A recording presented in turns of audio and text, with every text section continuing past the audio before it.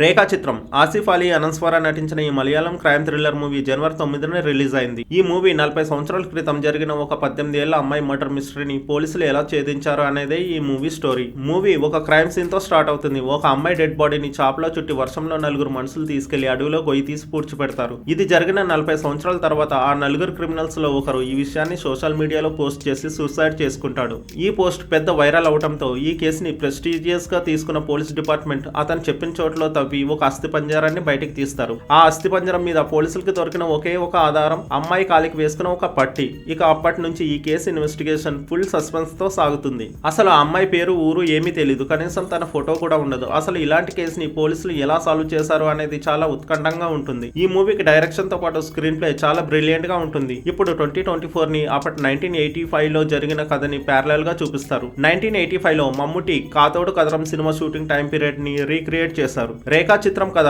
కాతోడు Kathoram cinema చుట్టూ తిరుగుతుంది. ఆ మూవీ షూటింగ్ టైంలో జరిగిన కొన్ని సంఘటనలని ఈ మూవీని లింక్ చేస్తూ ఒక కొత్త తరహా ఇన్వెస్టిగేషన్ లో సాగుతుంది. అసలు ఇన్వెస్టిగేషన్ ఈ స్టైల్లో కూడా ఉంటుందా అని అనిపిస్తుంది. మూవీలో కొన్ని చోట్ల వర్షం పడుతూ ఉంటుంది. ఆ సీన్స్ మూవీకి రియల్ ఫీల్ వచ్చేలా చేశాయి. Malayalam super star Mammootty 2-3 scenes లో కనిపిస్తారు. మూవీ స్టార్టింగ్ నుంచి ఎండింగ్ వరకు ఫుల్ సస్పెన్స్ థ్రిల్లింగ్ గా ఉంటుంది. ఈ మూవీకి సినిమాటోగ్రఫీ చాలా వండర్ఫుల్ గా ఉంది. బీజిఎం ప్రతి సీన్ మీద ఇంట్రెస్ట్ క్రియేట్ చేస్తుంది. ఈ మూవీలో చాలా మంది యాక్టర్స్ ఉంటారు. అందరూ వాళ్ళ క్యారెక్టర్స్ ని ఓన్ చేసుకుని ఎక్సలెంట్ గా నటించారు.